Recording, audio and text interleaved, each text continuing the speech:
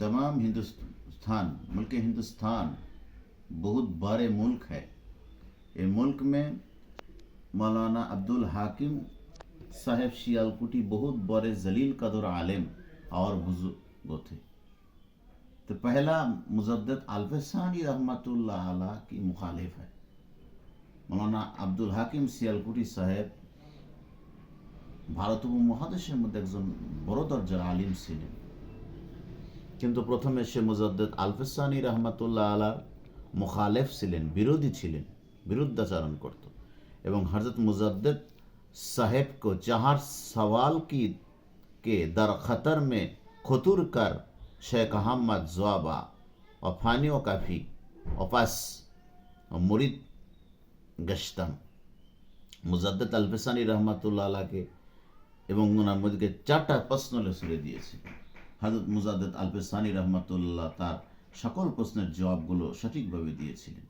तो मौलाना अब्दुल हाकिम साहेब मशहूर मारूफ जलील कदर आलिम में बहुत बड़े आलिम ছিলেন। इब्तिदाई हालात में मुजद्दिद अल्फसानी रहमतुल्लाह अलैह की मुखालिफ प्राथमिक अवस्थाয় শুরুতে मुजद्दिद अल्फसानी रहमतुल्लाह अलैह বিরুদ্ধাচরণ করতেন।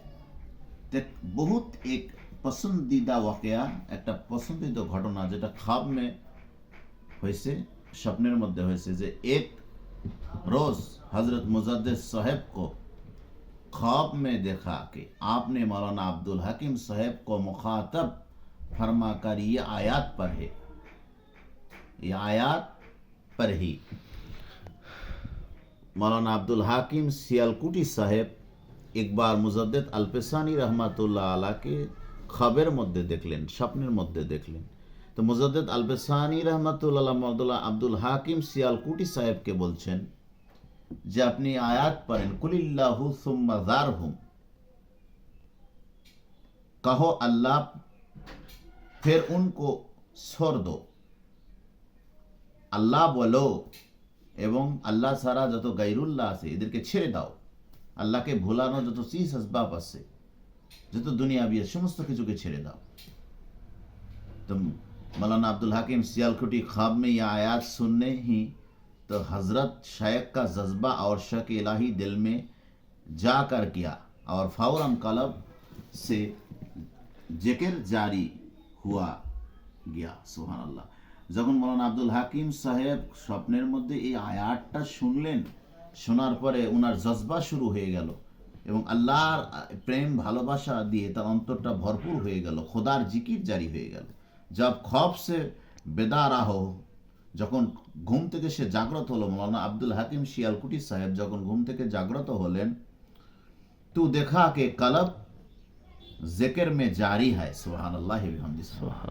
मौलाना আব্দুল হাকিম সাহেব সিয়ালকুটি খ্বাব থেকে যখন বেদা হলেন, বেদাকার জাগ্রত হলেন, জাগ্রত হওয়ার পর দেখলেন তার কলবের মধ্যে আল্লাহর জিকির জারি আছে, আল্লাহর জিকির हमेशा হচ্ছে। सुभान। इस कमाल और तशरीफ को देखकर सारे मुखालिफत खत्म हो गई। मुजद्दिद আলফসানি রহমাতুল্লাহ আলাইহির কথার উপরে, তার কাজকর্মের উপরে তার যত মুখালিফাত ছিল, যত বিরুদ্ধাচরণ ছিল, আপত্তি ছিল, সমস্ত কিছু তার অন্তর থেকে একেবারে বিলুপ্তি হয়ে গেল, খতম হয়ে গেল, শেষ হয়ে গেল। তার হৃদয়টা পরিষ্কার হয়ে গেল। মুজদ্দিদ আলফসানি রহমাতুল্লাহ আলাইহির নিসবত তার অন্তরে ভরপুর হয়ে গেল, তার বিশ্বাস, তার আকীদা সহি হয়ে গেল। মুজদ্দিদ আলফসানি রহমাতুল্লাহ আলাইহির ভালোবাসা তার হৃদয়ে পরিপূর্ণ হয়ে গেল। হযরত মুজাদ্দিদ সাহেব के खिदमत में हाजिर हुए, যখন মুজাদ্দিদ আলফসানি রহমাতুল্লাহ আলাইহির খেদমতে মৌলানা আব্দুল হাকিম সিয়ালকুটি উপস্থিত হলেন, বাকায়দা সিলসিলা में दाखिल हुए, তখন মুজাদ্দিদ আলফসানি রহমাতুল্লাহ আলাইহির হাতে বায়াত হয়ে উনার সিলসিলার মধ্যে দাখিল হয়ে গেলেন। আর রুহানি কামালাত হাসিল কই, এবং রুহানি কামালাত মৌলানা আব্দুল হাকিম সিয়ালকুটি अर्जन करलें, हासिल करलें। उलमाए हिंदुस्तान में सबसे पहले मौलाना मौसूफ ने ही हजरत शेख अहमद मुजद्दिद अल्फसानी लेखाया है, अर्थात हिंदुस्तान उलमाए करामेर मध्य सर्वप्रथम जिनी शेख अहमद शिरहिंदी रहमतुल्लाह अलैह के मुजद्दिद अल्फसानी, এই মুজাদ্দিদ আলফসানি লকব সর্বপ্রথম तमाम হিন্দুস্তানের আলেমদের মধ্যে যিনি লিখেছেন, উনার মুজাদ্দিদ শেখ আহমদ শিরহিন্দি রহমাতুল্লাহ আলাইহির জন্য সর্বপ্রথম যিনি মুজাদ্দিদ আলফসানি লকব লিখেছেন হলো মৌলানা আব্দুল হাকিম সিয়ালকুটি जो मशहूर जलील कदर आलिम और बुजुर्ग। পরবর্তী সমস্ত উলামায়ে কেরাম মুজাদ্দেদ আল-পেসানি রহমাতুল্লাহ আলাইহি দ্বিতীয় হাজারের মুজাদ্দেদ স্বীকৃতি দিলেন। দেখেন প্রথম স্বীকৃতি দিয়েছেন মাওলানা আব্দুল হাকিম শিয়ালকুঠি। উনি ওনার কিতাবে লিখছেন, যেটা খাজিনাতুল আসফিয়া কিতাবের 614 পৃষ্ঠার মধ্যেও লেখা আছে। মাশাআল্লাহ।